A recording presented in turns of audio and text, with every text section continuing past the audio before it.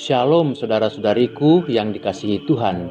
Selamat berjumpa kembali dalam program Renungan Rohani Insani, Inspirasi Sabda Allah hari ini bersama Pastor Pius Octavianus.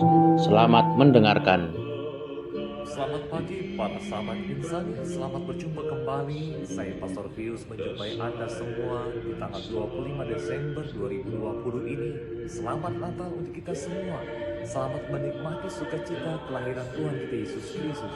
Mari kita bersama-sama merenungkan Injil hari ini 25 Desember 2020 ini. Marilah berdoa dalam nama Bapa, Putra dan Roh Kudus. Tuhan Allah kami, terima kasih atas perayaan Natal ini. Engkau menganugerahkan Tuhan kami Yesus Kristus lahir di tengah dunia, lahir di tengah kami, Emmanuel, Allah beserta kami. Berkati kami di tahun yang penuh sukacita ini, meskipun di tengah pandemik ini, kami mensyukuri atas kasih keselamatan yang kau anugerahkan kepada kami, demi Kristus Tuhan dan pengantara kami. Amin. Dalam nama Bapa, Putra dan Roh Kudus. Amin.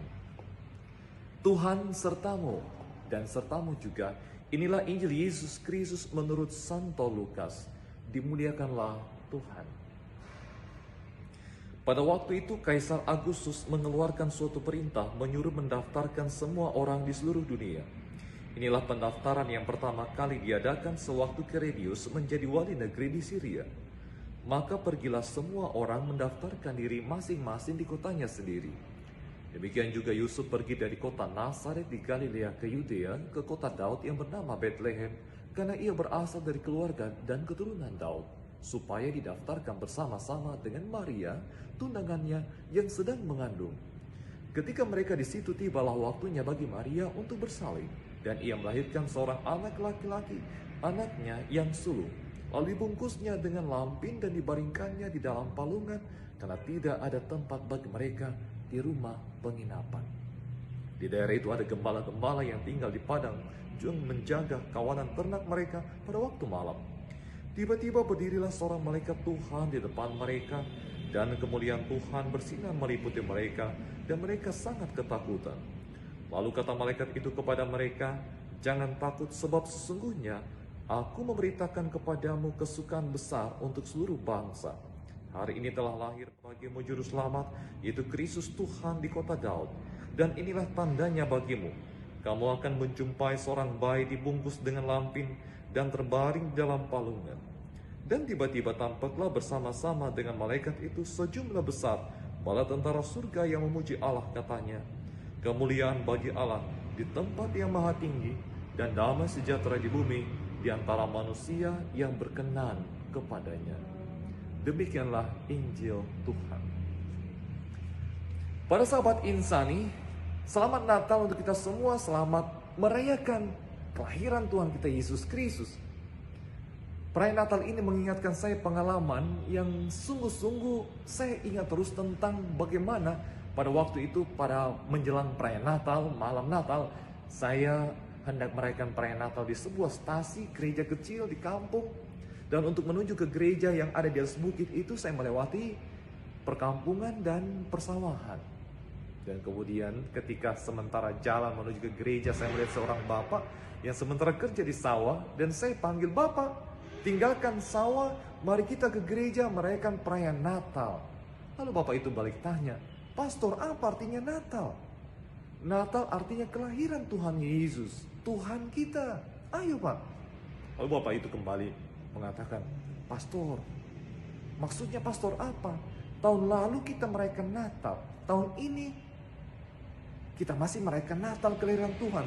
Tahun lalu lahir, tahun ini lahir. Memangnya berapa kali orang lahir?"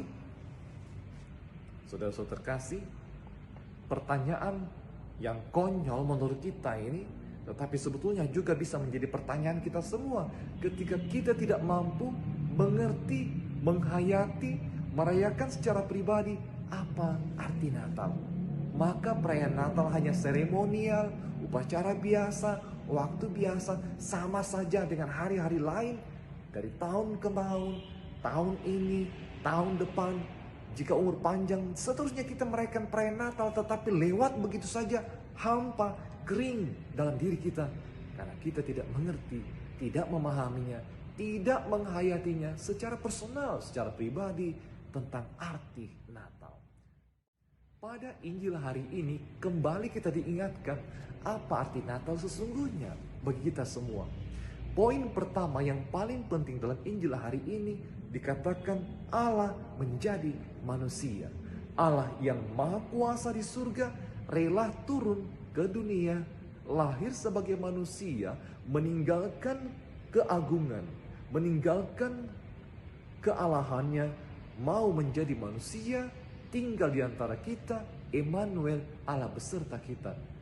Kata penting di sana adalah solidaritas. Solidaritas berarti dia mau tinggal solidar dengan kita manusia yang penuh dosa ini, solidar dengan kita yang penuh keprihatinan ini, agar kita mengalami sukacita dan keselamatan. Kalau Allah saja solidar dengan kita manusia yang penuh dosa ini, supaya kita diangkat dari kedosaan kita, diangkat menjadi saudara-saudara Allah, Yesus Kristus Tuhan kita, maka kita juga diajak, dituntut untuk mampu solidar dengan orang-orang di sekitar kita di tengah pandemi ini. Minggu-minggu terakhir ini Makassar penuh dengan banjir. Orang prihatin, mengungsi, kelaparan karena meninggalkan rumah mereka yang penuh banjir. Lalu kita, apa yang kita bisa lakukan sebagai tanda solidaritas kita dengan sesama kita yang menderita kebanjiran? Di tengah pandemik ini, pemerintah mengagungkan 3M. Memakai masker, mencuci tangan, menjaga jarak.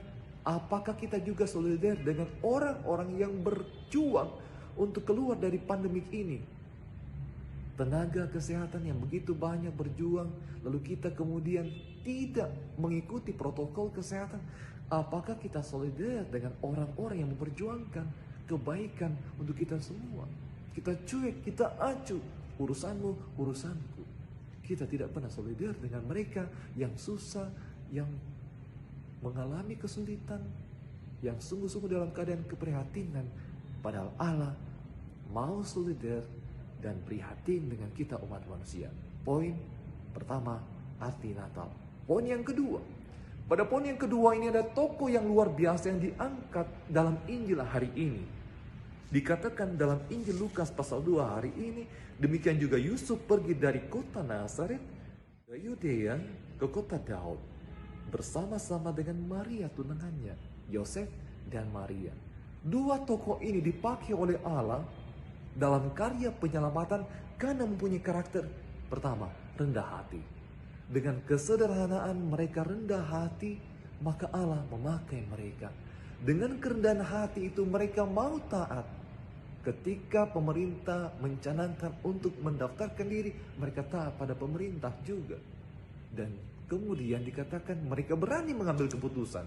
Meskipun menjelang kelahiran, Maria mau berangkat bersama Yusuf. Berani meskipun ada ketakutan, kemungkinan lahir di jalanan dan seterusnya. Kemungkinan tidak mendapatkan tempat, dan memang dikatakan dalam Injil mereka tidak mendapat tempat. Lalu mereka hanya ada di tempat di mana ternak-ternak biasanya ditempatkan. Sungguh-sungguh sebuah keputusan yang berani, yang taat, dan mau dan berani mengambil risiko dari keputusan mereka itu. Mereka percaya Allah tidak pernah membiarkan mereka untuk begitu saja, karena telah mengambil bagian dengan kerelaan sepenuhnya, mengambil bagian dalam karya penyelamatan Allah. Poin berikutnya, poin yang ketiga, tokoh yang kemudian diangkat juga pada Injil hari ini dikatakan, di daerah itu ada gembala-gembala yang tinggal di padang gurun. Mereka yang sederhana justru pertama kali mendengarkan kabar sukacita, dan kemudian malaikat mengatakan, jangan takut, sebab sesungguhnya aku memberitakan kepadamu kesukaan besar untuk seluruh bangsa. Sukacita, meskipun di tengah keprihatinan, tetap kita merayakan dengan sukacita. Keprihatinan itu membawa kita untuk sampai pada pemahaman Allah solidar dengan kita, tinggal bersama kita. Maka inilah yang kita syukuri pada perayaan Natal.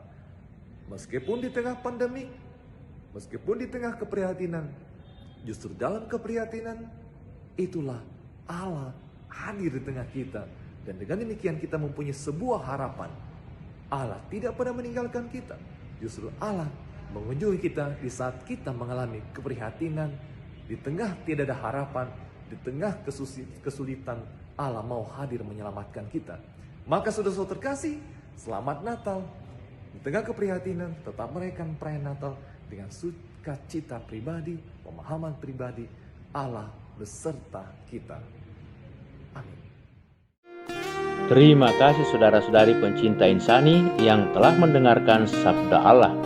Saya, Pastor Marcelo Lotandung, mengucapkan berlimpah terima kasih kepada Pastor Pius. Semoga pastor bersama dengan rekan-rekan imam dan segenap umat di paroki senantiasa diberkati Tuhan dalam setiap aktivitas dan pelayanannya. Amin.